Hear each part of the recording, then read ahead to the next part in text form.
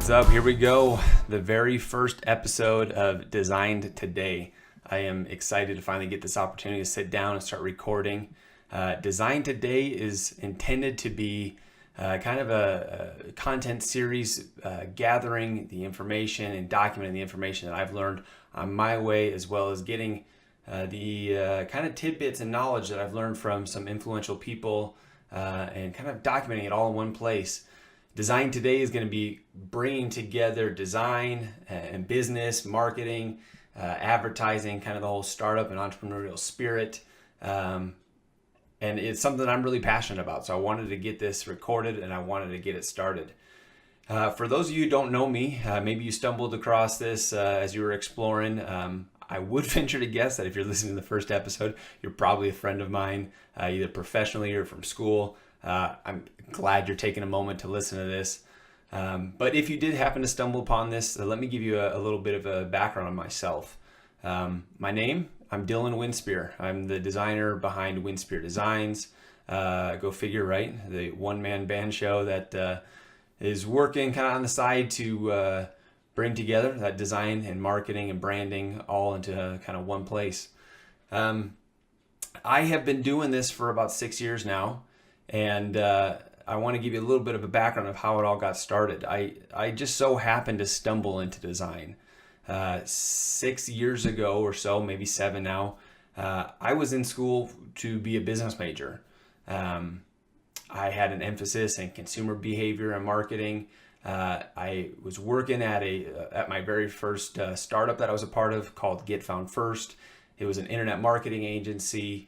There I was putting together proposals for business strategy online, things revolving around SEO and PPC advertising.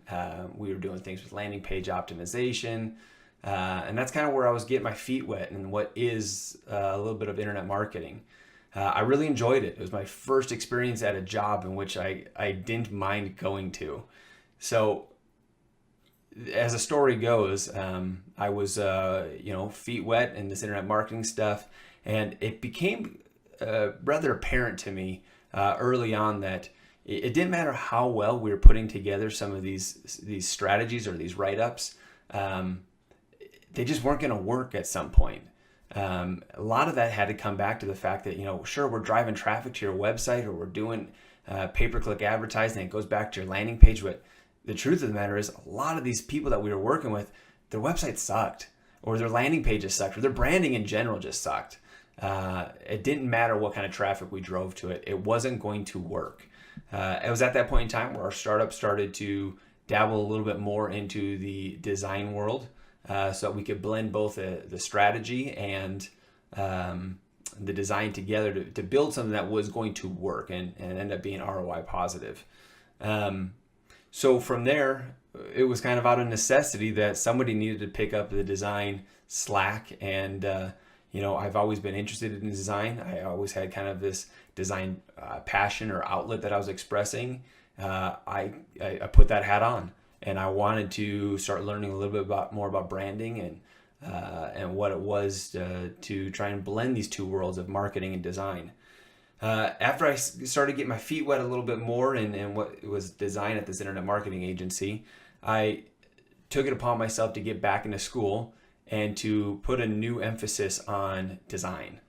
I went through the typical graphic design program, and side note, it was funny. I would get into these programs, and I would be the only business major in these classes, and so we'd end up having these conversations where we throw up a new website on the screen, and sure, people were putting together some really good looking pieces, but the truth of the matter is I take my marketing background or my internet marketing strategy, and I look at this and I go, yeah, but sure, where's the call to action? Or, you don't have anything that helps a user orient themselves above the fold. So how's this ever going to work? I was definitely the odd one out in these classes. But it was the beginning of what I was learning was bridging business and design. And I was really gravitating towards design more and more. I was taking what I was learning in those classes, bringing it back to this marketing agency that I was at. And we were having success. It was really fun. We were able to pick up new clients who were startups themselves. who had no branding, and they're starting at ground zero. And we were able to build something that was pretty unique. And like I said, ROI positive. It was a new leaf for that internet agency that I was at. But time evolved, and I had a unique opportunity after graduating from the design program to become the creative director of a company called Elevati. Now, Elevati was the parent company for Adoption.com, Adoption.org, a handful of other adoption domains. And, Adoption.com had been around for about 15, 17 years, somewhere in there, but the original owner had bought the company back and was starting fresh. He had literally cleaned house, moved to this company to this small town in Idaho where we were living, and it was me as the creative director, the CEO, and the CFO starting this thing over from nothing. So it was the second startup that I was able to kind of be a part of. At this new opportunity with Adoption.com, I was able to take my passion for design and branding and then blend it with the startup world again. It was my second opportunity to do so. It was a new challenge. It was a new experience. Adoption.com was already a functioning website. There was over 4 million pages of content on the website. It had been a brand that people had already come to love and appreciate, even though it looked like something that was designed 15 years prior. There was already kind of an affinity towards it. So we started out a complete rebrand, trying to be true to what it was that people loved, and we had a lot of success. We built out this new website, again, touching all 4 million pages and then some as we were adding new features. And I got to kind of lead the charge with our design team that I was building out, as well as our social media team. Now, this was new to me. The CEO of Adoption.com had some great social media advertising background and was able to teach me a few things along the way. And before we know it, we had grown our Adoption.com Facebook page from nothing to about 125,000 fans in a matter of 9 months. We were gathering these fans for just about a penny. Now, granted, this was in the day when you could do these types of things pretty easily, pretty simply. Things have changed, and we'll talk about that on the show a little bit more. But again, it was my first opportunity to get some insight into social media advertising. We were doing Facebook advertising, Pinterest advertising. Eventually, we dabbled more into LinkedIn advertising as we were trying to bring in more advertisers to our website. It was a great learning experience for me. That day came to a close when my wife couldn't take another 9 months of Idaho winter, so we had to move. We ended up moving down here to Utah, where we're currently at. I joined another startup. This startup was more in the tech space, but focusing a bit more on mobile. Again, getting my feet wet in mobile design was a new experience that I was able to take some of my background at both my previous startups and apply to this new one. We built out something that was pretty cool. It was a platform that we had named Platform. And what we built was kind of a tool to help build specific communities or niche communities. Our very first one that we launched came off of the heels of some of the negative publicity that we had seen some hunters get across national media. I won't get too deep into that because I don't want to get controversial pro or against hunting, but we built out a social media platform for hunters, and in the space of that year and a half, we built that thing out to about 250,000 app users. With its success over that year and a half, we had built out that platform and kind of rebranded it or reskinned it for different niche communities. We did a couple things for fly fishing or fishing in general. We did things for truck lovers. We did things for motorcycle enthusiasts, which I have an affinity towards. We did things for things that weren't so masculine. We did an app for yoga. We did an app for healthy eating. We even did one for cat lovers. And the internet went wild against every fiber of my body that did not want to do a cat app. We did a cat app. It was successful. And if you want to talk about that on another day, we can do that. Anyways, it was the mobile world, and we could see, you can see, everyone can see at this point in time that mobile is catching on.